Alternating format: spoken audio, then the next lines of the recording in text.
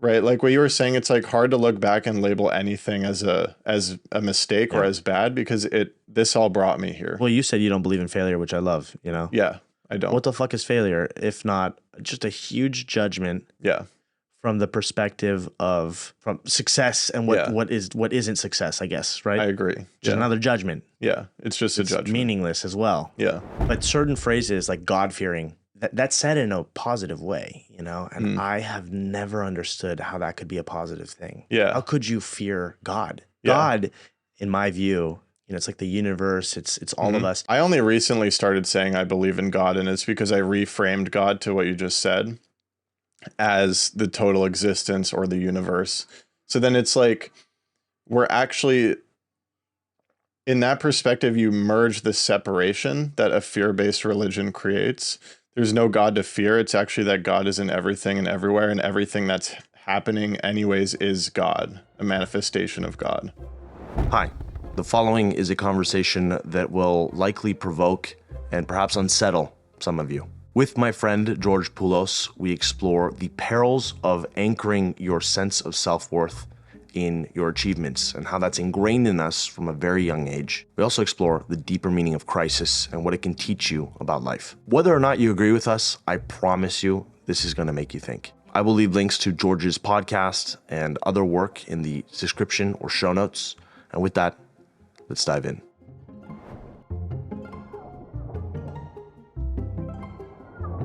Thanks for doing this, bro.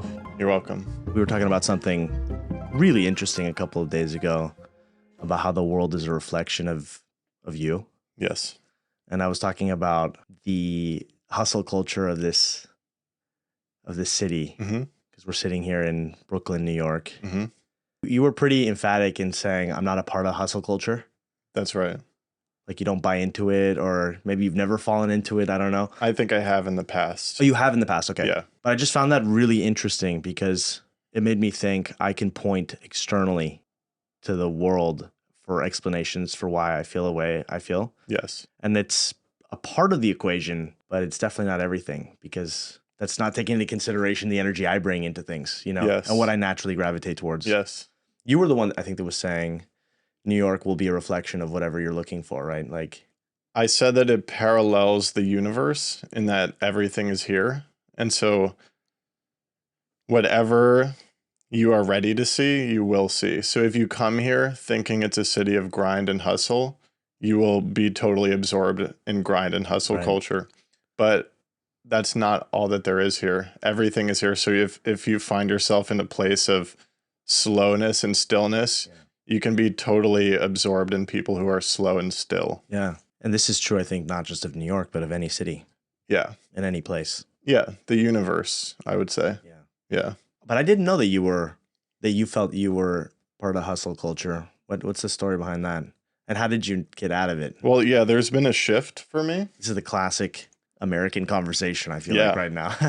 I mean, I guess hustle culture was instilled in me during my upbringing. Through your parents or through just like living here, or what? I think through parents and just like cultural things. Like I really think about the weight of getting good grades in school for me. I think that's where it was born for me. And your parents, how did that manifest? It was your parents telling you like, you gotta get an A on this. Yes, exactly.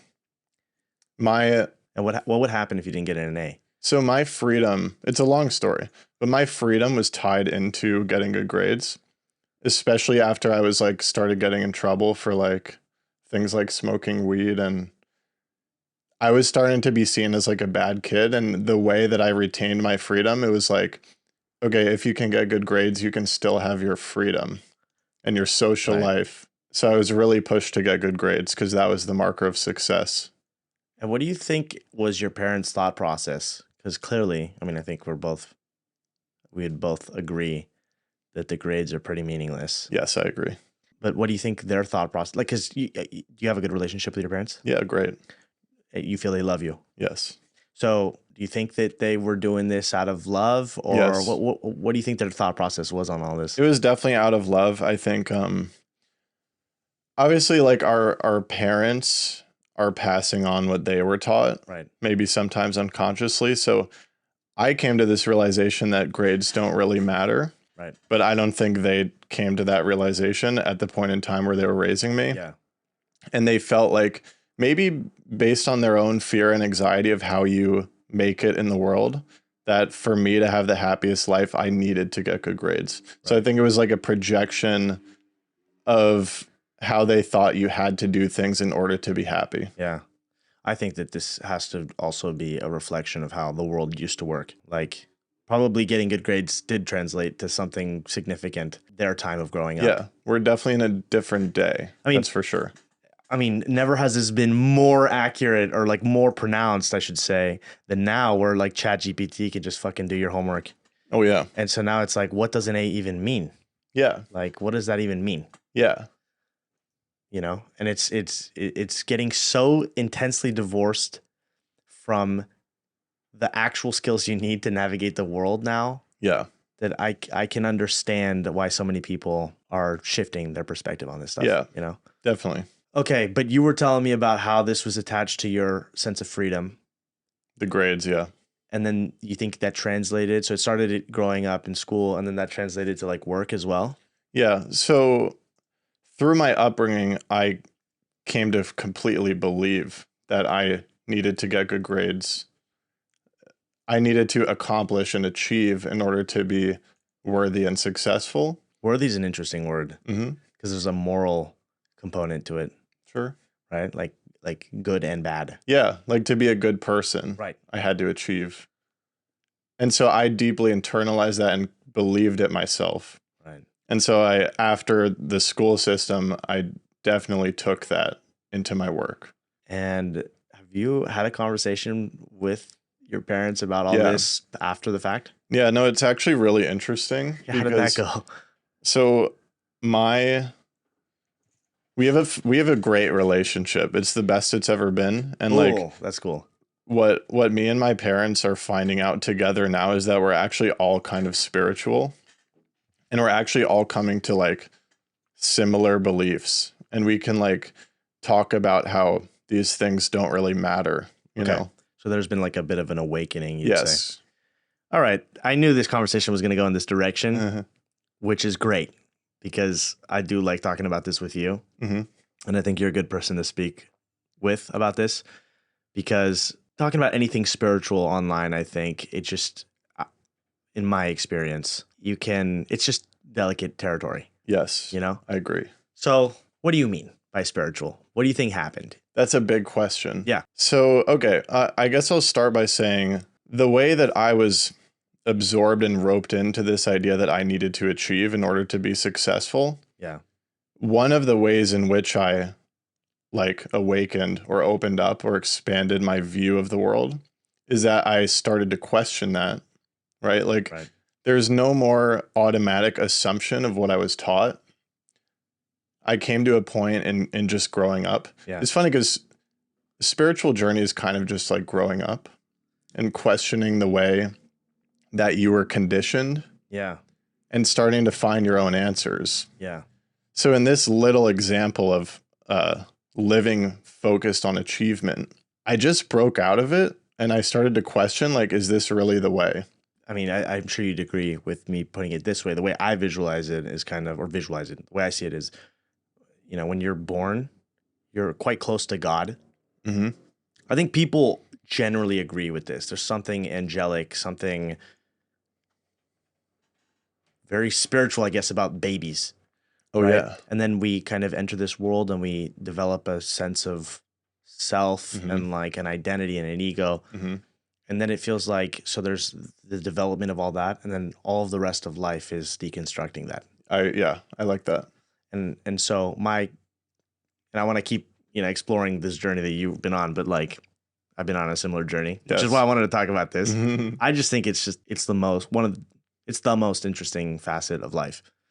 You know, this kind of deeper thing we're all trying to make sense of and explore. Yes. But what it felt like for me as I felt myself becoming more spiritual, or like this kind of deeper feeling that was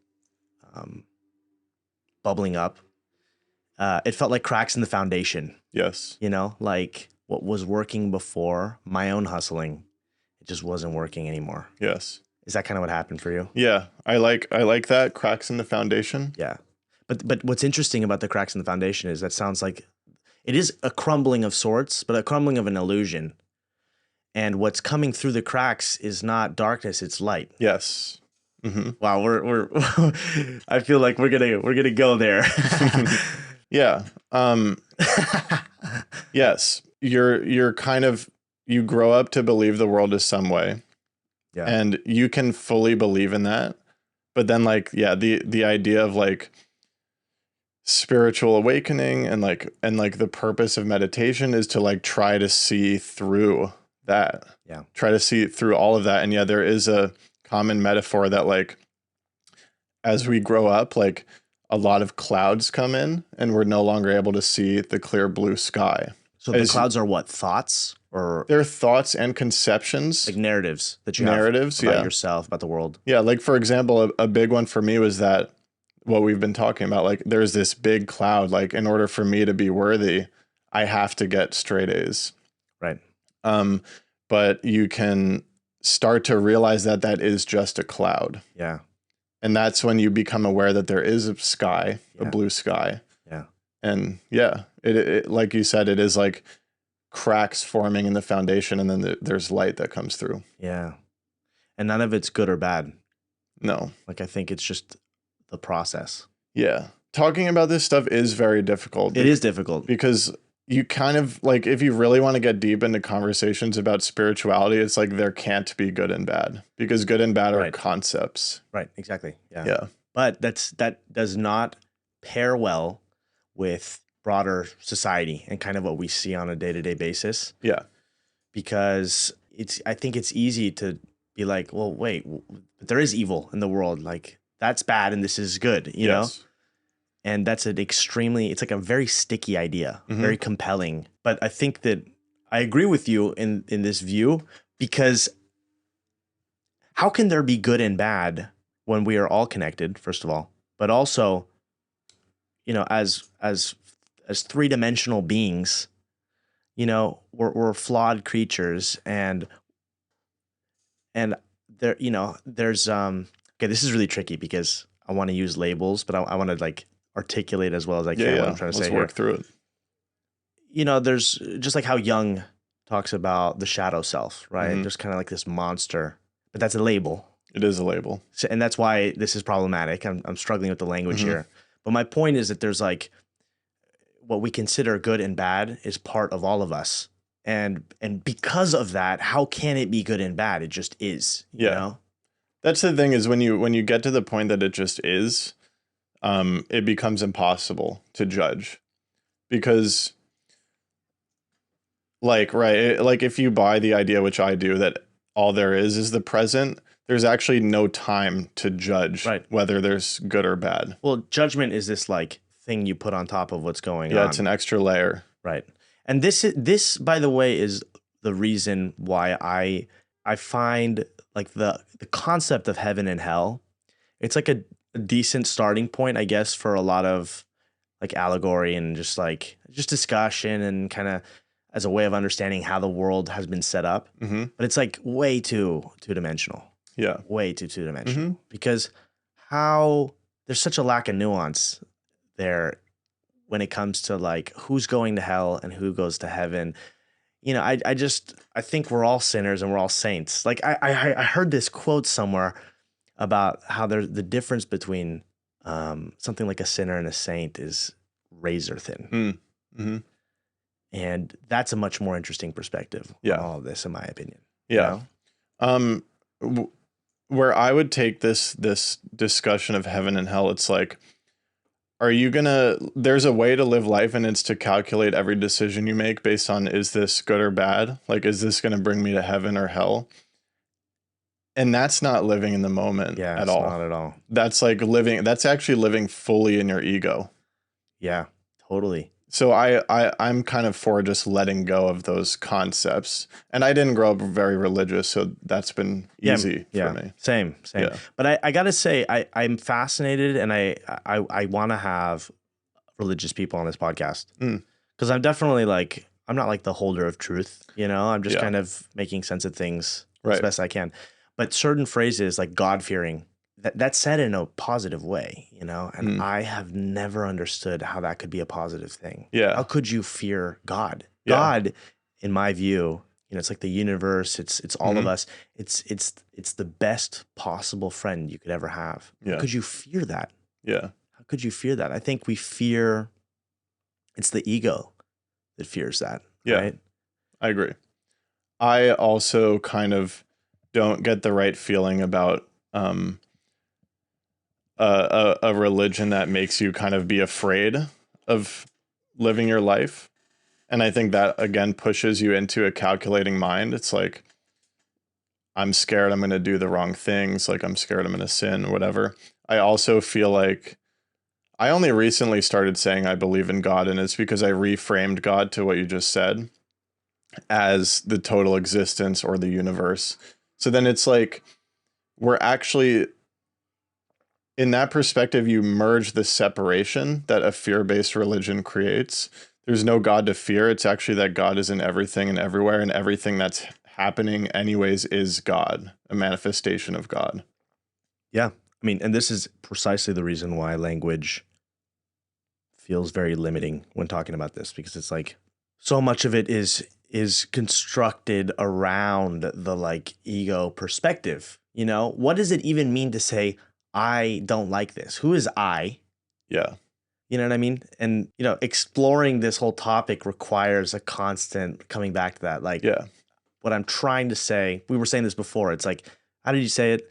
Language is sort of pointing in the general direction of what you're trying to communicate. So I say this thing to myself that truth can only be lived as experience. It can't be talked about. So when we're having a conversation, like, the truth here is like this, it's not in the words, it's in this present experience of conversation. Yeah. And what we're saying to the listener can point towards the direction of how to live truth, but it cannot be the truth exactly. Right.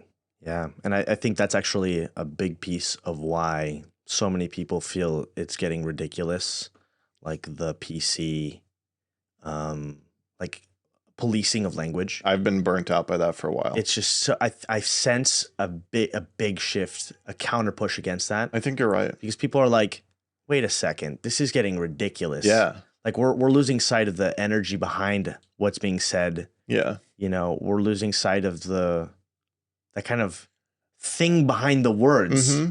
And I think PC culture, or like, I guess you could extend it to like cancel culture, it makes people afraid to talk. Yeah. And then it's like you actually need to get honest and vulnerable in order to start having real conversations. So that's kind of why I got burnt out. It's like, are we talking about like a burnout in your life, or just burnt out about this? No, because I went to a liberal arts college, and I was like in that like, oh wow. Yeah. I was like in that like hyper, everyone's like looking at, they're like out to get anybody who says the wrong thing, you know? So I was in that, and I like, and you believed it? You like, I tangentially participated just because that's who I was around, and I wasn't like thinking so outside the box yet. Yeah. Yeah. See, it's sad to me that we're describing this as outside of the box, out of the box, you know, like, but maybe you're right. It shouldn't be. This should be the standard, in my opinion. People should be able to explore stuff. We should be able to explore out loud, but maybe you're right, and there could be a shift happening, and I feel this shift within myself, and generally when I feel a shift within myself, I know it's never just me. It's actually something collective. Oh, it's never just you? No, I don't think so. You feel it's always part of the hive mind? Yes, but then here's an interesting thing. Like, this is great. You know what we said about how you come to New York and you'll find whatever is inside of you? Yeah. I'm like, okay, maybe this PC culture is still running rampant, and I feel a collective shift because I'm simply diverting my attention towards people who are down to talk about anything. Yeah. You know? Well, yeah. Because I was going to say, I think it's difficult to make generalizations here. Yes, always. I was thinking about a few things, actually. One thing I noticed even just today was how smiley Americans are. I'm smiling. But just even on the street, you know, we ran into somebody that you went to high school with or whatever. And, him and his dad or whoever that guy was smiling and saying hello. That's like not something that I experience in that way living in France. Interesting. And then more broadly, that's like a little example, but more broadly, certain thoughts pop into my mind here that I don't think about in my day-to-day life in Europe, like gun violence.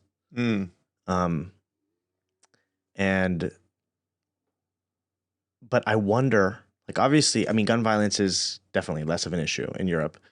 But there's other issues over there, but I'm not as plugged into the politics of what's going on for whatever reason. And so for me, it kind of doesn't exist, but it does exist. It's just I'm not plugged into it, if that makes sense. Okay. Does it make sense what I'm saying? Yeah. So I went through something where I used to, especially in my college era, like I felt like I had to watch the news to be a good person and I had to know what was going on. Right. And when you feel that way and when you do it and when you're plugged into what's going on, you are focusing on miseries that are happening. Right. And you make yourself stressed and anxious. But if you sink into the present moment and you don't pay attention to the noise of what's going on so much, you can actually find peace right here. Yeah. I think that's very, I don't know if I want to use the word healing, but there's something beautiful about that. I think I would love the world to have more of, more people doing that kind of thing. And then I think for whatever reason, when I say something like that, I feel this fear of like, will people think that's selfish to focus on yourself and your own peace? And, but I've kind of overcome that fear of being selfish. And well, honestly, man, in my view, I think we're all very egocentric, and oftentimes the most egocentric people are the people that are broadcasting how selfless they are. And it's an egocentric thing to enforce on someone else. You should be following the news to be like a plugged in citizen. Yeah. That's I think it's BS doing that. I think so too. Partially because there's this kind of false idea that like, if you don't know what's going on in the world because CNN is talking about it, then you're not plugged in, right? But what you're describing is a very active decision, just channeled in a different direction towards yourself, exploring yourself, better understanding yourself. Yeah. Really thinking. Yes. Versus, I mean, the CNN example is easy, but it's like this big network that picks like the 5 biggest stories to talk about. And they're definitely thinking about how many people are going to like click on their articles or whatever, watch, you know what I mean? Like it's for profit. And there's nothing, I mean, if you want to watch CNN, then great. But like, I don't think it needs to be this binary of like, you're either plugged in or you're not plugged in. You're just plugged in a different way, in a different facet of life that I think is easier to shit on because it's like, it's less tangible. It's more invisible. Yeah. It's within you. Yeah. So I like everything you said. Generally, I feel like for whatever reason, there's a tendency to feel like the way you interact with the world should be how the people around you interact with it. Right. So if you take the example of someone who thinks you have to watch the news in order to be a good citizen, all that is someone imposing their model of how they should live onto someone else. Yeah. And I don't think that should ever be done. I mean, dude, the world would be a very different place if everybody operated that way. Yeah. I completely agree with you.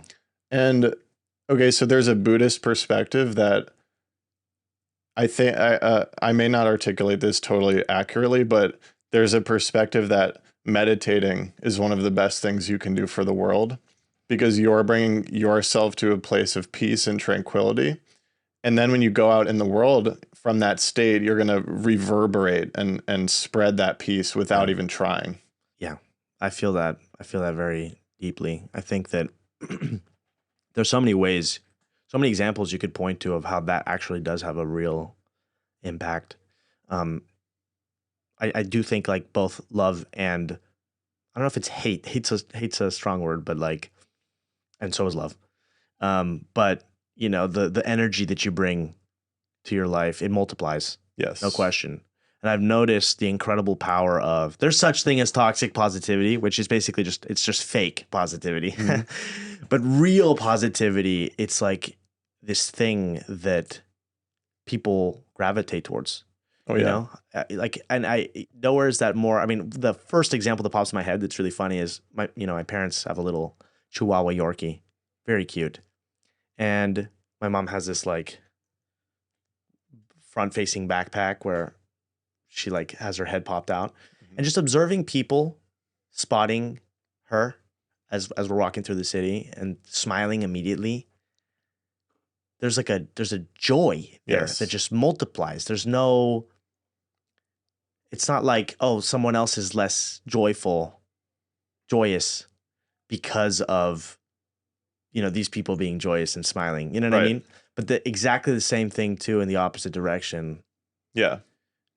Where you're having a shitty day, you can make other people around you have a shitty day. Yeah, it's like you could believe that your state does radiate outwards. Yeah. And I think the Chihuahua is a good example. You do? Yeah. And I don't know if this is kosher for your podcast, but you said something really funny about like farting. And then oh yeah. What was it I say? Oh yeah, the butterfly effect about I think it's a little overblown, but like farting and then it turns into a hurricane in China or whatever. Yeah. But there's something undeniable that your actions do have a ripple effect. Yeah. And maybe farting won't cause a hurricane across the world. But like let's say That's really... But here's a good example. Like, let's say you just got out of a meditation session and you're feeling like really peaceful and tranquil. And then when you go for a walk down the sidewalk, like someone bumps into you and gets really mad. Yeah. Maybe if you didn't do that meditation session, like you would have gotten into a full blown fight with them. Yeah, for sure. But because of the meditation session and because of your inner state of peace, you just let it pass you. Yeah. Like that's actually a reverberation like of peace that's going to change that guy's day. Yeah. Now he doesn't get into a fight and it could reverberate. Yeah. Yeah. For sure, man. The thing that definitely fucks with that is the ego piece of it. Because I'll be in the flow. I'll be open and receptive energetically, do my thing. But the second I want something from someone, we talked a lot about this, like the validation of a woman, for example. Yeah. This is obviously like speaking in a heterosexual context, from my point of view, like wanting someone to like me. That will completely take me out of I don't know what it is, flowing with things and just kind of generally being positive. Yeah. It just kind of breaks that completely. Yeah. And then I'm in forcing mode. Yes. Which in my perspective is never good when you're in forcing mode. Can you think of one example where forcing anything is ever beneficial? I think there might be little moments. It's complicated because like you can kind of force your way through the world and like figure it out, Well, I think there's a lot to be learned from anything that you experience. Yes. Yeah. So forcing stuff can teach you how much you dislike forcing things. Yeah. I mean, okay, like I could think of a ton of examples, but like I went through this thing in my past where I was a very passionate skateboarder for a long time. Yeah. But there came a point where I was forcing it. Yeah. And forcing myself to enjoy skateboarding allowed me to continue my career, which at the time was creating skateboarding videos. Mm-hmm. So you could, again, we're projecting a label of good and bad, but you could say that it was good that I was continuing my career and making money. But good according to who? Exactly. You were increasingly unhappy, right? Exactly. Yeah. So this is an example for why forcing things not good. Right. Not good. But no, I agree. Maybe not aligned with your spirit. Yes, not aligned with my spirit. I don't know how else you'd. We're not going to be able to get rid of language. Right. We might as well use it. But you're right. It's not. It actually wasn't good. But from an angle, it was good. Personally, I am actually a little bit mixed on this because I don't know. I can't know how things would have panned out for me in an alternate universe. But like it did. I don't know if it felt like I was forcing things though. That's the thing. There was an intensity of pushing through with something, like exploring, throwing everything I had at it. I don't think that's the same as forcing something. But back when I was living in Mexico, that's when my channel blew up. And I had this kind of full force intensity with it. I'm feeling something similar with this podcast. Yeah. It's not forcing it though, because I'm really enjoying the process, and I'm really like life affirming, or I don't know. I don't really like that phrase. Very energizing to fully throw myself into something. Yeah. And when it feels right, it doesn't feel like it's forcing, you know, even though right now I'm kind of like, I will do what it takes to get this ball rolling. Yeah, but it's very hard. I think we touched on this at the cafe. It's very hard to figure out if you're forcing. Yeah. Because like, well, it's your spirit and your body that tell you. Right. You have to listen to it. Yeah. Like, right. I agree. If you're forcing something that isn't meant to be, you'll probably feel anxiety in the body. Yeah. The signs will be there. Intensity and forcing are different. There can be an intensity and a passion. Yeah. And that doesn't mean you're forcing. Yeah. Yeah. This is great. We're getting the New York sounds in this podcast. Yeah. Yeah, it's great. Which I actually don't dislike. No, it's good. I actually fucking love that we're in your bedroom right now. I know. This is a very different experience than recording these podcast episodes in my home. It's someone entering my bubble, and now I'm entering other people's bubbles. I think that's pretty cool. And I feel very peaceful. Like, and I think it's helping me actually just say whatever. But I think we just have a natural great vibe, you and I. We do, yes. Like, this is fun. The vibrations are flowing. Yeah. It feels like we're still at the cafe, really. Yes. Yeah. I'm very pleased with how this is happening. Yeah. So let's go back to because we kind of started the conversation about becoming spiritual, but paused it a little bit. So this has obviously been a process, but could you give like kind of a timeline for this? Yes. Like this happened, did this begin to bubble up when you were in your liberal arts college, or was it like after that? So, yeah. And what do you mean by it too? I want to kind of keep going back to that as well. Okay, I'll kind of dive into this, but feel free to cut in because it's a little bit long. When I look back now, I think that my spiritual awakening, and I'm just going to start saying it shamelessly, even though I do feel like, am I being corny when I say that? And honestly, on that point, like we should talk about that as well. Yeah. Why any conversation that includes the word spiritual can so easily fall into the label of corny. I think some spiritual content out there is corny in the way that people use spirituality for their ego and for their success online. Yeah. Right. But when you're talking about real spirituality, and I don't like using that label, but it's like, if you're actually going through some shit and like you need to talk about it. Yeah. That's going to help people. Yeah. But I think there's this like, how do you tell if they're being genuine? The only way I know how to tell is just an energy read. Exactly. It's like my bullshit radar will go off, and it goes off often. Yeah. But there are times. The only reason I even want to talk about this with you is because it's not going off. Like I feel you're genuine in your exploration of things. Yeah. And you're not like projecting it on people, which I think is huge. Yeah. You're not speaking from this kind of weird all-knowing place that is bizarrely easy to fall into for a lot of people. What's interesting about all of this, the spiritual journey, I think, is that it's quite vulnerable. And so like as you traverse into this kind of uncharted territory, it's so easy for the ego to swoop back in and be like, well, I'll just incorporate that as a trait of me now. Or for people to tell you, or institutions to tell you, we have the answers. This is why you feel this way.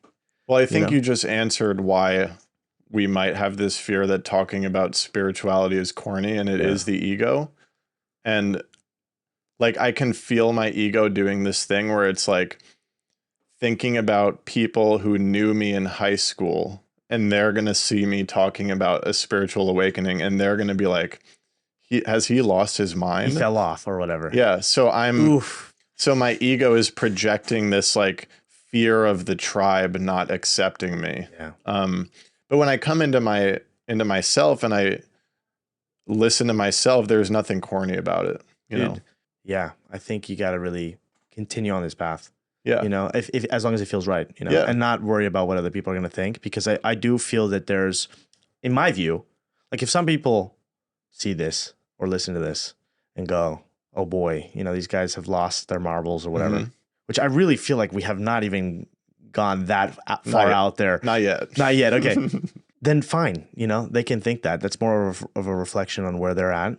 Yes. And to be honest with you, I think there's just a starvation out there for conversations like this. Yes. I mean, this is the shit that I love, when it feels real. When this kind of thing feels real, this is my favorite kind of conversation. Yes.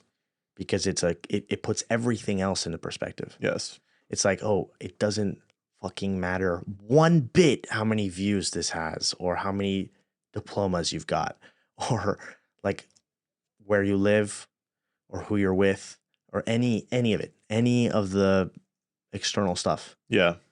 You know? So I was going to draw a parallel, which you just touched on nicely. It's like these sorts of realizations tend to apply to like everything. Yeah. And like the way I can fear if whether what I'm saying sounds corny is kind of the same as feeling like I need to get good grades to be successful. It's a listening to this external instead of just listening to your heart.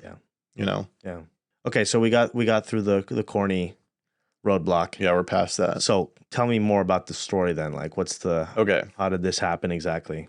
Really, my spiritual process began during the pandemic when I started meditating. Okay. But when I actually look back, it's like really the ball was set in motion when I was born. Of course. Like always, because it's always been there. Yeah. Like certain things had to be in place for me to have my certain upbringing, for me to fall into certain conditionings, and then for me to start to question those conditionings. Yeah. So it really started. Yeah. And then you could take it back to, it started at the inception of the universe. I mean, I think this thing is present. This thing, again, limitations of language. This is present for all of us. Yes. It just sort of depends on if it's calling you, and how willingly or how ready you are to explore it, and not everybody wants to, and that's completely fine. We're all kind of in different stages of the process, right? Yes. Okay. So this was always there, but something happened during the pandemic. What happened? Yeah. And I'll back it up a little bit further. Something cracked for the first time in college. The PC culture was too much. That didn't crack yet. It wasn't. Okay. So something cracked where I was like in college to get what at the time I considered a normal career. Which was what? I studied computer science. Okay. And I have nothing against that major or field of work. It can lead to a lot of cool Certainly. stuff. But for me, what it represented was me following the way I thought life was supposed to be instead of my inner heart. Yeah, what you're touching on here, if I'm not mistaken, I don't want to put words in your mouth, but it's basically, it's not the thing, it's the intention behind it. It's the energy behind it. Yes. So it wasn't a decision you made for yourself or intentionally. Exactly. Right? Yeah. And that's another area where you can quickly get lost or lose that nuance. And it's a very important nuance. It's very important. Yeah. Okay. So you were kind of coming to terms with the fact that like you didn't care about this actually for yourself. So that realization started to bubble up. Yeah. And that's when I started my YouTube channel. And your YouTube channel was you skating? It was me skating, right? So there was this creative thing happening inside of me and I just started doing it. Yeah. So something happened there. Yeah. But I think I was still, even though it was a creative thing and that was good in my heart, I think I still applied that achievement driven focus. And for me, that wasn't working. Yeah. Okay. Can you go more in detail on that? Was it sort of like I got to output a certain amount? Yeah. Okay. So I applied the energy that I applied to get good grades throughout my life in school. Into that work as well. I shifted it into that work. Yeah. And there was a time where I believe that was aligned. And it's like, yeah. Right. Like what you were saying, it's like hard to look back and label anything as a mistake or as bad because this all brought me here. Well, you said you don't believe in failure, which I love, Yeah, I don't. What the fuck is failure if not just a huge judgment? Yeah. From the perspective from success and what isn't success, I guess, right? I agree. Just another judgment. Yeah. It's just a judgment. Meaningless as well. Yeah. And you started the channel a variety of years ago, right? Yeah. So I was in college. Like what year? 2016. So you did that for several years, and 5 years in or whatever, during the pandemic, something happened. Yeah. Okay. So it's interesting because like I made it. Like I achieved that which I was striving to achieve. Which was to make a living doing this. Yes. Okay. And That's how I define making it too, by the way. Yeah. It's like, oh, I can do this full time if I want, you know? But so then I finished school and I was in that state, which like was supposed to be pure bliss, right? Because I had done it. Well, supposed to be in your head, like according to you. Yeah. And according to how I was raised, it was like, this was it. But something was missing. And I lived in that for a couple years. And I was still in it during the pandemic. Yeah. But during the pandemic, maybe just because of the extra time to ponder, I was pushed to like search within and like figure out what was wrong. You felt you didn't have the time to ponder before that? Or I wasn't even thinking about it. Wasn't a pondering. Priority. Yeah, I was just doing it, you know? Huh. Okay. And so what happened? Because I'm sitting next to a stack of a pretty impressive stack of books here. I see, well, we have Eckhart Tolle. Yep. We've got Ram Dass. We got Osho. Controversial, definitely. We do not agree about Osho, but was it one of these guys, or was it something you were exposed to in particular that triggered something? So I went to therapy for the first time in your life. Yep. During COVID. Are you cool to share what kind of prompted that? Yeah, it was all this that I said. Like an existential crisis. It was an existential crisis because I thought I had made it and things were supposed to be perfect now. Yeah. But no, there was something missing. Wait, hold on. This is really fascinating. So do you remember what you said when you came to that first session saying? The email, I think I remember sending emails to therapists and I was basically like, yeah, I don't really know what's going on, but like I'm not feeling too good and like I'm trying to figure it out. Wow. Did you have a sense that it was a spiritual thing that was happening? Or you never kind of immediately come to that conclusion, right? You're just like, I don't know what's going on. I was trying to feel better. Yeah, like find a quick solution, I guess. And like I think I thought that therapy was the answer, maybe. I mean, it can be not the answer, but it can be like a thing that helps. Definitely. A vehicle that helps bring more self-awareness. Yeah. And I guess I was just ready to like ask someone else for help, you know? So you were just like, I'm not feeling good? Yeah. That's how you put it? Pretty much. I'd probably use the words like anxiety. Okay. Yeah. Oh, wow. I'm so glad you said that actually, because I do find that we use these words commonly now. There's so much more talk about mental health, which is great, but we use these words without drilling into like where they're coming from or what they're pointing to. Right. I mean, what is anxiety? Yeah. It's another label with a complex set of truths behind it. Yeah. Of what's actually being experienced. Totally. And I do think it's a very powerful signal for something that you have to kind of dig into further. Absolutely. You know, everybody's looking for the solutions that work for them. And, you know, I made a reference to this earlier when we were talking about it, but like if something like CBD or whatever works for you, then great. But I think that if all you're doing is just trying to like tone it down and get rid of it, then whatever is prompting that is going to continue to exist. Yeah. And obviously I don't want to be insensitive to people that have like a debilitating amount of this, you know, but it's coming from somewhere. Yes. You know, and I think it's so important to explore that to the capacity that you're capable. Yeah. You know, to basically draw on as much courage as you can, because there's hardly anything scarier in life. That's why I really do mean that, like, I don't want to be insensitive talking about this. It is scary as fuck looking inwards. It is. But I do think it's like the most important thing. I agree. Yeah. It's very scary. I recently had a breakthrough with alcohol where I realized that had kind of been a tool in my life of numbing. Yeah. You know, and suppression. And a way to escape really diving within. I've had small periods of time where it did that for me too. Yeah. You know, and then as soon as I came to that realization, I was like, well, I don't want to keep doing that. You know, because it's not going to improve the situation. Right. At the very best, it'll delay it. But that's the best case scenario. Yeah. And there's plenty of worst case scenarios, you know? Right. And did the therapy help you realize that there was a spiritual thing happening? Or, You know, how did you end up reading these guys? So here's what happened. The first appointment I went to, he gave me a homework assignment, and it was to read The Power of Now by Eckhart Tolle.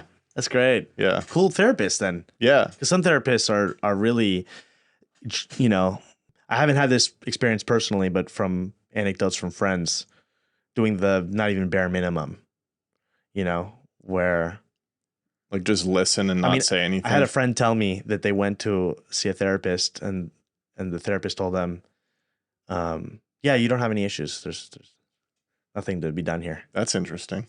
And I was like, how could you possibly say that to anyone? There's always something to be explored, right? Definitely. And I don't, when I say that, I don't mean like you have to dig deeper to find the childhood trauma. I just mean in general, just an exploration of who you are as a human. Yeah, I'm inclined to agree that's probably not the best therapeutic approach. Not that I have any basis to say that. But what's funny about that... I mean, we're just talking about it. You want to know what's funny is that there's a way in which that's true because issues are in the ego.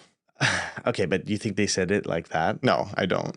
And that also is like you're skipping so many steps there, right? You're like, skipping steps. Neither of us are like enlightened. You know what I mean? Right. Like we're not there. So, and I'm inclined to believe a very small number of people are there. Mm-hmm. You know, so yeah. Okay, so this book right here. Yep. The Power of Now. Mm-hmm. Great book. Phenomenal. Yeah, it's a good one. Mm-hmm. And that moved something within you, or no? No. I read it and then just a straight no. I read it and then I canceled with the therapist because I thought it was bullshit. Oh wow! Your first reaction was a negative response. Yeah.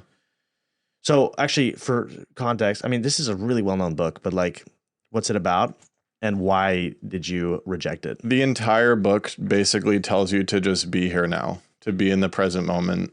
All your problems will disappear. Okay, this is a major oversimplification, but yeah. That's basically what the book is. Yeah, I mean, just that your problems will go poof. I mean, it's a whole process, right? And it's a process. It's a constant practice. But that book is actually very direct. Yeah. Like the language is like, when you're thinking about the past, like pull yourself into the now. When you're thinking about the future, pull yourself into the now. Like everything is here now. But it's a regular thing because we will regularly fall out of that. Yeah. I just feel like that's an important piece of the puzzle here, because I think if you start thinking, oh, I can actually get rid of all my problems, that can be a really compelling idea. You can get obsessive over, right? Like, sure. I got to just get rid of I just have to be in the now. And just, I find that that's a lifelong process, right? Definitely. Okay. And so you felt that was bullshit. Yes. Because my mindset was of the like traditional Western mind, where like I felt like my problems needed real solutions, you know? So I thought this wasn't the therapist for me. Now, this wasn't a real solution because I was one of the people saying spirituality was corny. And your basis for saying this was because it just felt like another ego thing. I think I was so in my way of life that seeing a book like The Power of Now just did not even penetrate. Yeah. My ego's fortress of how I was viewing the world. Yeah. So it like hit the wall and then dropped. Yeah, I had an ex-girlfriend like that. Really? Yeah, and that was like right around that point I was kind of like, oh, okay, I think we're not compatible. Right.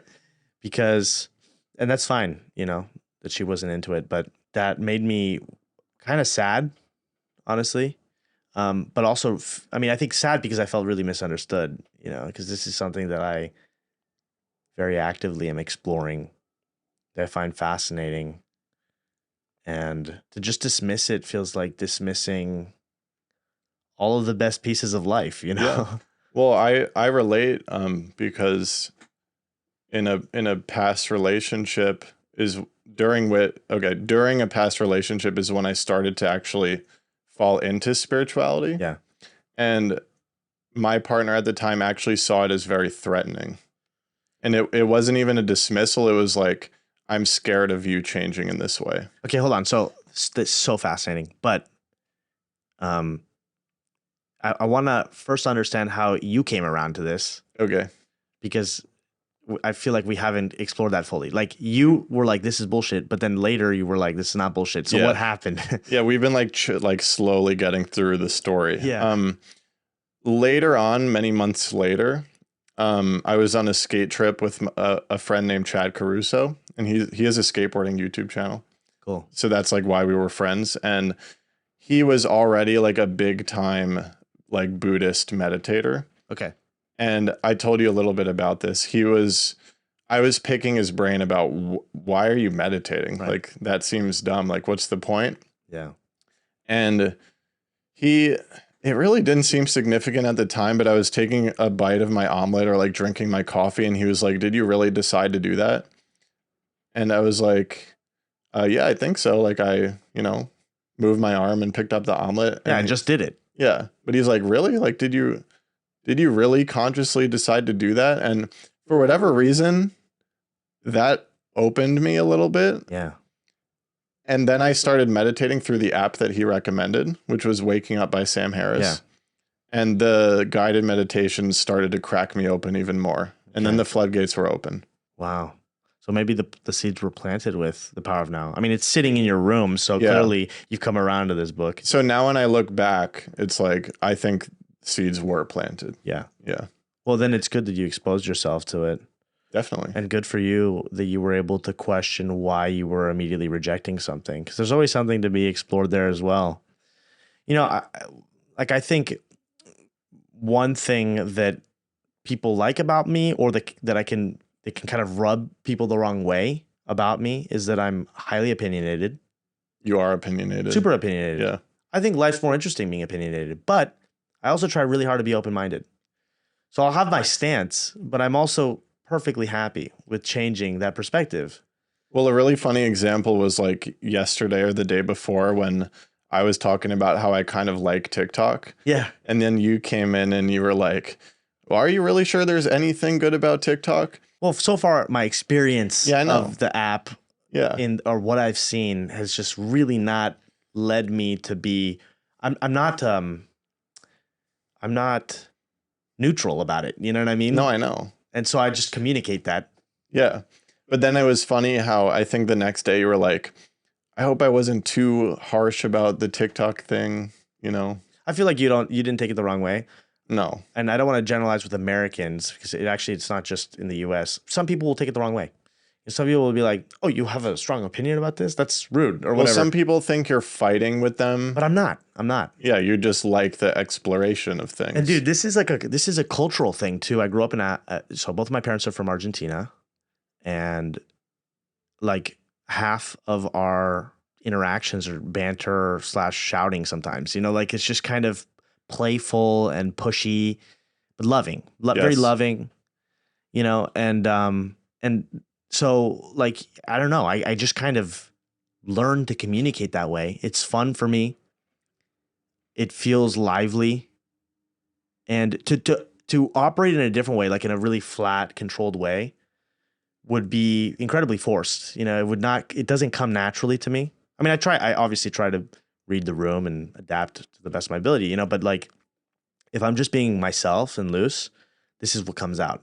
And that's your responsibility, is to be yourself. Yeah. And you're right. And it's not my responsibility to be overly preoccupied on how offended people are. Because I know the intention, this comes back to what we were saying earlier, the intention behind what I'm saying is quite pure, I think. I mean, I really am not trying to hurt people. Yeah. Well, I got the sense, correct me if my psychoanalysis is wrong, but that like you almost put up your opinion so firmly because you almost want to see if someone else can break through it and convince you that you're wrong. Absolutely. Absolutely. And it's like, here's my starting point. And I'd rather just lay it out really solidly than being kind of like wishy-washy. But that it's just a starting point. And it's never a final landing spot, because I think you're in trouble if you feel like, all right, I've finally found the answer. Well, that's how you get locked into the past. Yeah. And that's how you can accidentally slip into being miserable, because you're not responding to what feels right in the present, and you're just listening to what you decided in the past. Yeah. Big time. But how compelling is that? My gosh, because it's safe. That's what the past promises. It promises comfort. Yeah. Because it's like, you don't have to explore this anymore. And exploration always requires a degree of humility, courage as well, because it's hard to be wrong. Well, hard for the ego to be wrong. Very hard. You can only be wrong if you look at things through the ego. Yeah. Right? Yeah. You have to embrace insecurity in a way, and the ego loves to be secure. Well, that's the function of the ego, right? It's sustaining itself, Right. Or sustaining a sense of itself, or whatever. Yeah. Right. Language breaking down here, Mhm. but yeah, I think you're getting what I'm trying to say here. Definitely. You came around to the power of now. And then later was your relationship. It sounded like your ex-girlfriend had a very similar response, actually, to this journey you were on. Yeah. Because it sounded like at first you felt maybe threatened because you had a kind of violent reaction to it. This is bullshit.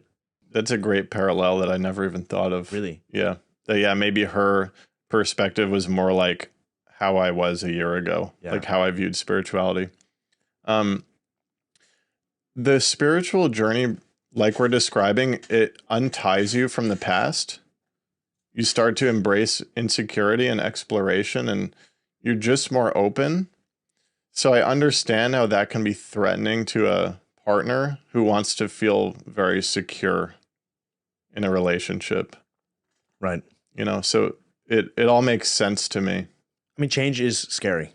Yeah. Especially when you like the thing that's changing. But change has to happen. It has to. I mean, change, it's not that it has to happen. It's always happening.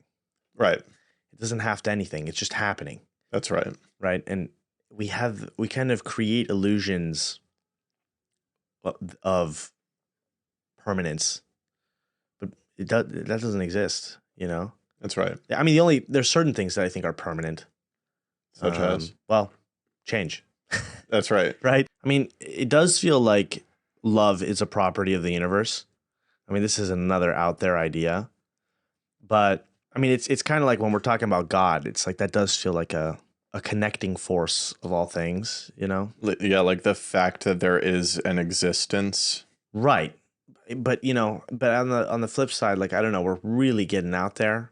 I don't know if non-existence, is a thing as well. Yeah. So this is just sort of kind of how I feel about things. I mean, if we were saying like good and bad are really just two sides of one coin, maybe existence and non-existence as well. Perhaps. But yeah, now this feels like we're in the out there. Yeah. Yeah.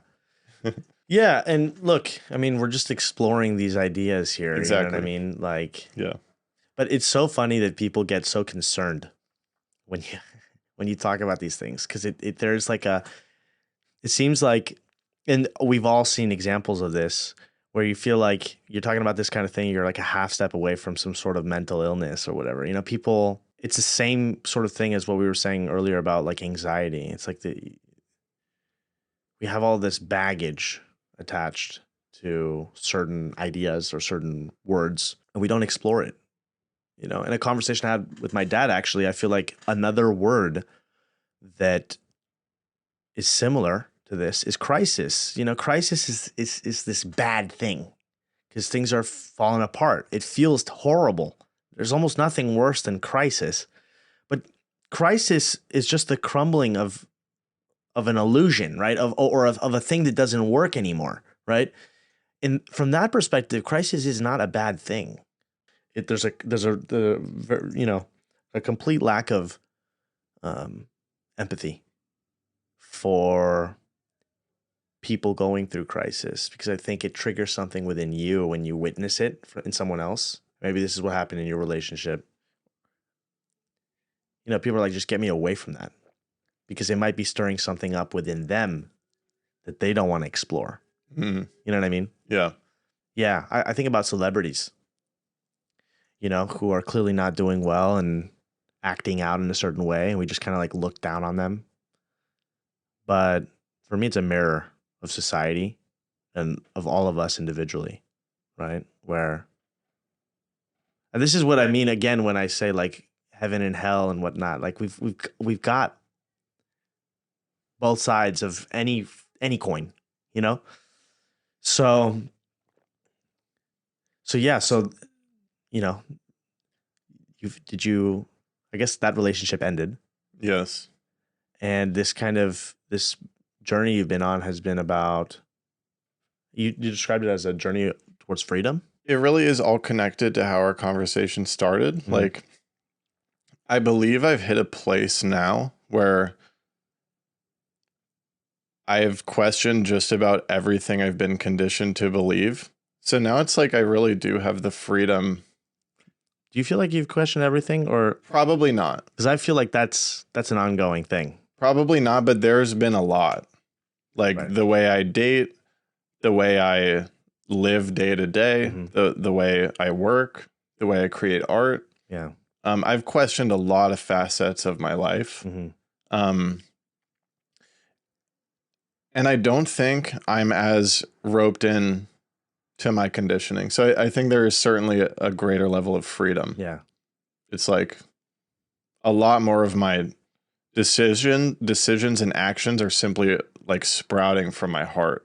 Yeah. I mean, the way I see it is just, it's like you keep mining deeper, you know? So it's like, maybe one way of conceptualizing it is levels in a video game. You know, it's like, okay, well, I did what I did on this level and it's on to the next level and it's digging deeper. Yes.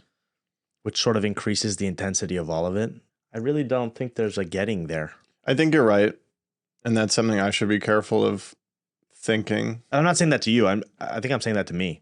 You know, oh, well, we're all, you know, it's such a beautifully alluring, one of those sticky ideas. Yeah. Well, you saying something to you is going to have a value to me because I kind of like believe we're here for a reason. Yeah. And we're likely teaching each other. Yeah. Ram Dass likes to say we're all walking each other home. I think it's really beautiful. Oh, it's my like, God. And it kind of just speaks to the fact that like whatever you experience is a lesson for your own inner growth. Wow. We're all walking each other home. It's a beautiful one. That's amazing. You know, Rumi, the poet? A little bit. So that would be a guy to explore, honestly. And he has I'm going to butcher it as usual, but basically paraphrasing, one of his wonderful quotes is, there are 1,000 ways to kneel and kiss the earth. And I think it's sort of like an allusion to all of us kind of figuring this out in our own ways. Yeah. And that's, I think, what I really like about all of this. That's what sets off alarm bells when talking about spirituality. When someone's like, here's the guidebook, just follow these steps.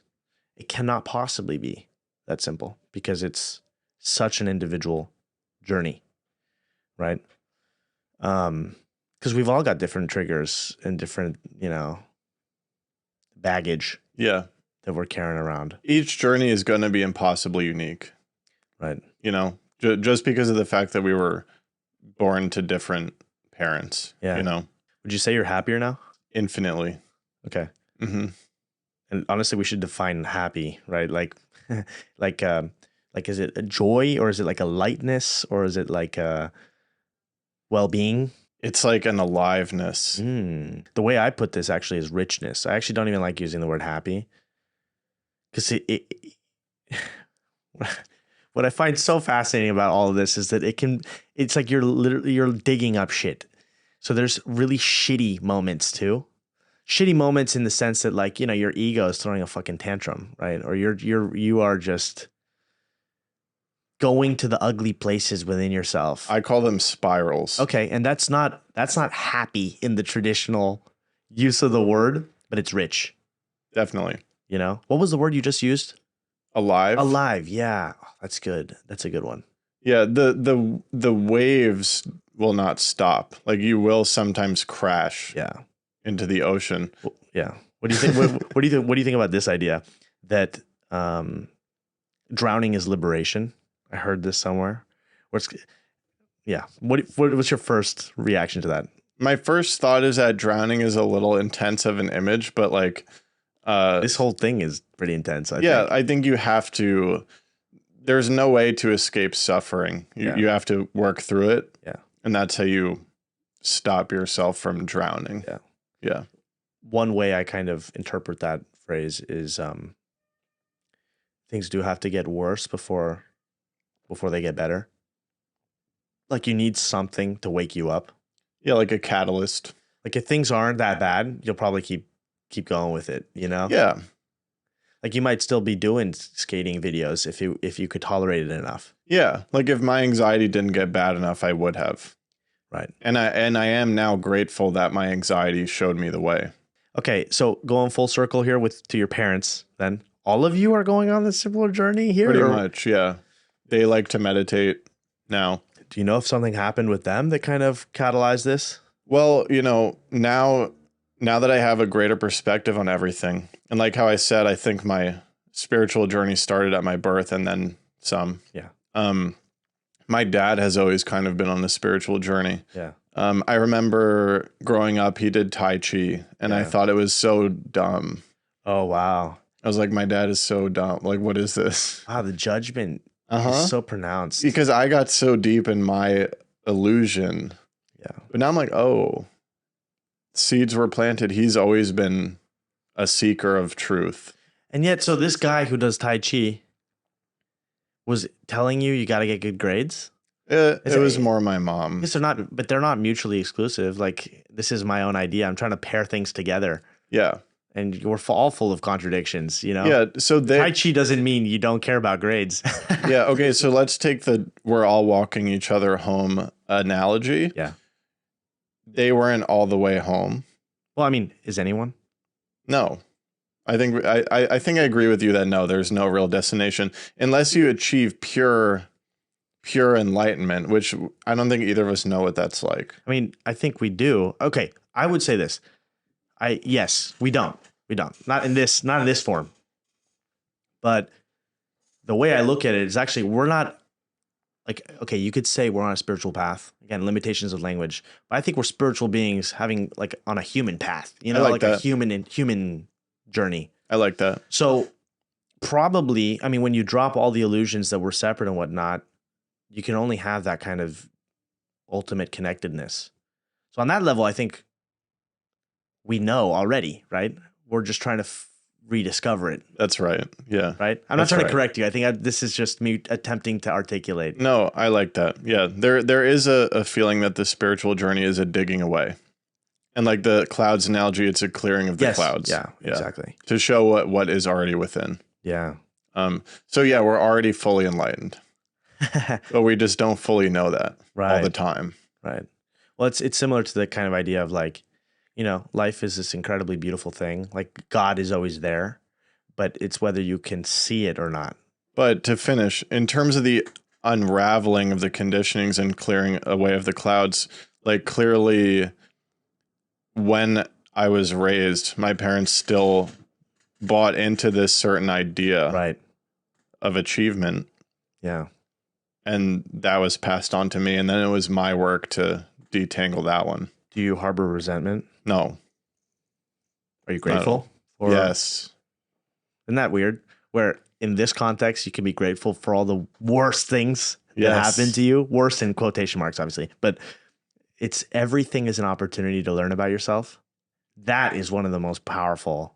Well, it's like why you can't actually label anything as a mistake, because the mistakes are necessary conduits. Yeah. Well, in Latin, I think it's like errare or something like that. It's just to wander, basically, like the root of like erring or error, you know? That's a way less judgmental way of looking at it. Right. Yeah. So do you have these kinds of conversations with your parents? Yes. So they're like, we do. Yeah. And what is it? Do you look back and go like, damn, what were we thinking about the grades or whatever? I do think that. What was that? But it's pretty clear to me actually that it was just like a fear. Like there's a lot of living based on fear. Yeah. And you know, sacrificing your inner peace to get good grades. And like not maybe, I'm sure there's a lot of kids who are like pushed towards academic success who are meant to be painters, you know? Yeah. that's a fear-based way of operating. Yeah. Um, Dude, fear is such a massive presence in so many people's lives, in Yeah. all of our lives.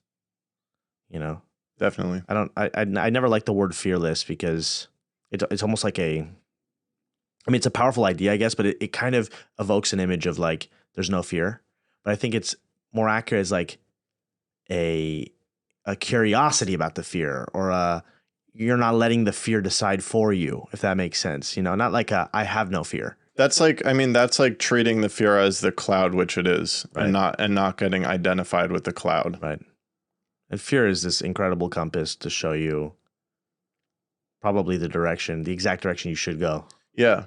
Well, really, our bodies are phenomenal, and they will tell us when we're not acting according to our intuition. You know, Yeah. they will tell you. There's no avoiding it.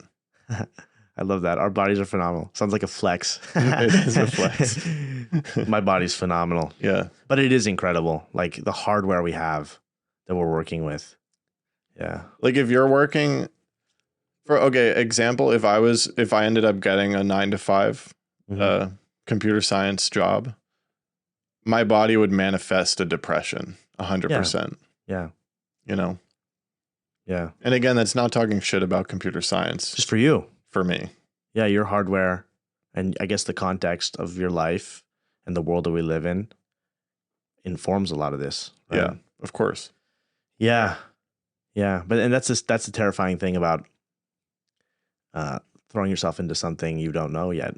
It's that you don't know yet. You're going to learn, but it's basically you have to then pay attention to the signals, and there's always a chance that things that you get negative signals back, you know, or negative is also a judgment, right? It's the same as good and bad, but like, you know, this is not working for me. Well, yeah, I've really been able to start to realize when my body is telling me something. Like usually if I say yes to something that I shouldn't have said yes to, I'll immediately feel anxious. Oh, interesting. And that's something I really learned through my single era of dating a lot. And I would like say yes to a second date, and then something would just feel wrong inside. Oh, dude. Wow. I so know what you're talking about. I remember one time a girl wanted us to like meet up again. And I like was kind of trying to convince myself desperately, like, okay, you know, she was kind of nice and it was fun. But there was a deeper part of me that was like digging its heels into the ground going, you can't do this. You cannot do this. You cannot go on this second date. It would be a violation of your values in a sense. I know that sounds incredibly dramatic, but it really felt like you're ignoring the signals completely. Like you're just not a match. You're just not a match, and that's fine. Like this is not an evil person, you know. But yeah. I think dating, as with life, mirrors everything. Yeah. And it's like what you just described is an example of your intuition speaking to you. Yeah. And your ego is the part of you that has the checklist, like she's cute, we got along pretty well. Yeah. There's no reason not to go on another date. It's just a thinking mind. But the intuition does not care about any of that. Yeah. It's a deeper guidance system. You know, everybody has their own particular sensibilities or sensitivities.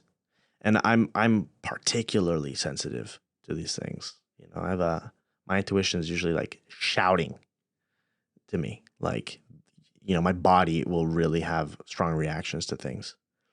And it doesn't really correspond with like the mainstream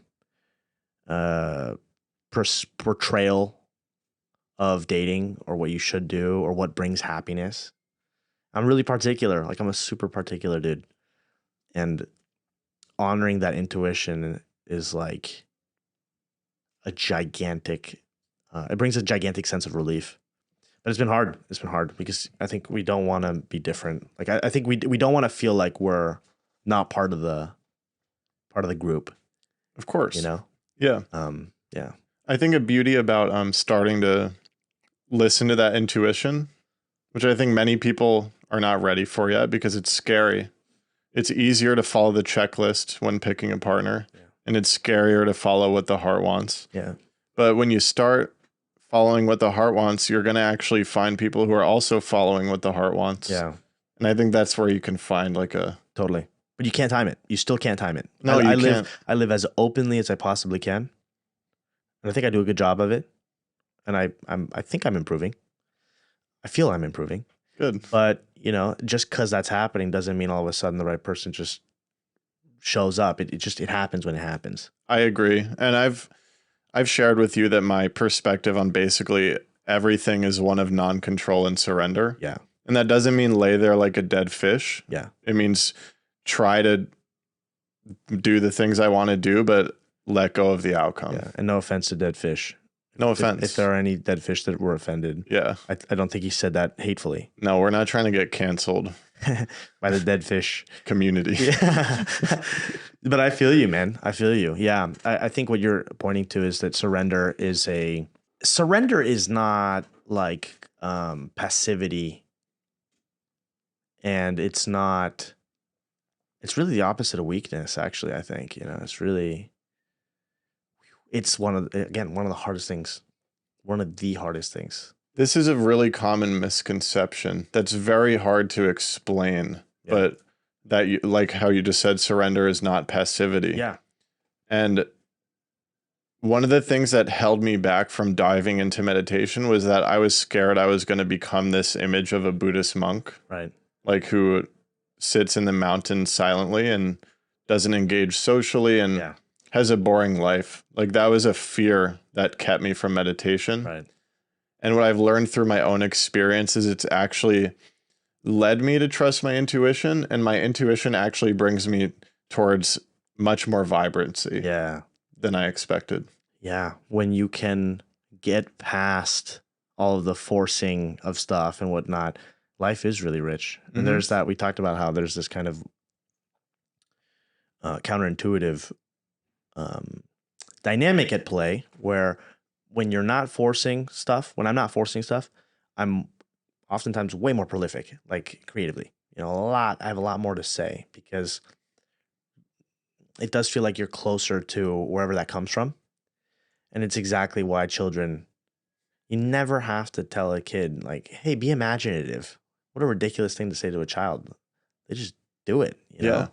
That's their natural state. Yeah. And there's so much to pull from that, I think. Oh, yeah. I definitely think as we grow up, we start to get in the way of our inherent creativity because we start calculating how we think it should come out. Yeah. You know? Yeah. You know what I think about sometimes? Particularly when I'm like having conversations like this with people. It's like, how did I end up here? Like sitting with this person and having this conversation. Yeah. You're telling me. I'm crashing in your apartment in Bushwick, you know, like, can I say that? Actually, maybe I shouldn't say that. No, is that vague enough still? People know I live in Bushwick. Okay, cool. Okay. Yeah. So I feel you. Yeah. It's nuts. Just kind of the weird ways that the universe works. I know. There's something amazing about that. Yeah. And it's funny because I had seen your videos before I met you, and it's like, right. And then I'm sitting here now and like the whole past has collapsed and it doesn't really matter. And now we're having a conversation. But it's also it's also hilarious to me because there's so many moments where I have had this kind of feeling of loneliness, you know, or really it's like a feeling of loneliness that is triggered by a thought of loneliness, if that makes sense. Where I'm thinking to myself, oh no, like I'm not gonna connect with other people on these particular things or whatever the particular triggering thought is or initial thought is. And then to like snap into these moments where we are having interactions like this. I totally agree with you. It's crazy. Yeah. That's what I love about this project, you know, this podcast. I feel like I happen to feel very aligned with this right now. And it's opening doors right now in really cool ways because I'm having fun with it. And again, that's kind of one of those things that multiplies. And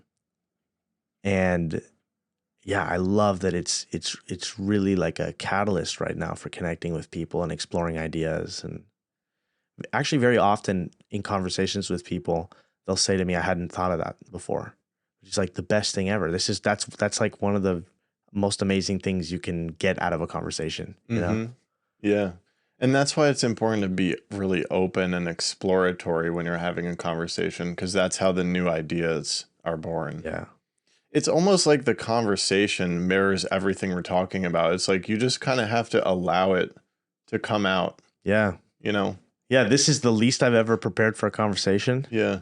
And it's like, it might be my favorite episode so far, or one of the top ones, you know? You know what else popped in my head as you were saying all that? It's like you could have operated on fear and like been afraid to put so much energy into the podcast, you know? But you're doing it, and I think something happens when you're following your intuition, where it's like the universe kind of supports you. Yeah. And that's why the door is open. Big time. You know? Big time. Like I definitely feel, you definitely have to ignore the external signals, because whenever you start something new, you know, you're pushing against the way things were, and it takes time to bring something to life. But on the flip side, even before I had launched this podcast, there was so much support already. And it does seem like people are showing up and really helping me out in really cool ways that I find is in many ways connected to love. Like there's a love there. You know? I love that. There's like a connection, and it's not a one-way street, because I definitely feel like, I record these things and I share it with people, but then they're sharing kind of back, or they're reaching out, or this leads to meeting a new person or whatever, you know? So I think that's a good stopping point. Yeah. Thanks so much for doing this with me, man. Of course, man. Yeah. And I'll link to this, you know, in the description. I'll do like some conclusion or whatever, but you have a podcast as well. Yeah. Where you explore these kinds of things, right? Yeah. Basically, I sit in this exact same spot and I like freely explore what I'm going through and kind of try to tie everything towards the spiritual journey. Yeah. Almost like how we just did. Amazing. Yeah. Cool. All right. Well, thank you very much, man. Thank you. That was a conversation with George Poulos. I'll leave links to his work in the description and show notes, as well as links to ways that you can support this podcast if you enjoy it. Thank you so much for listening.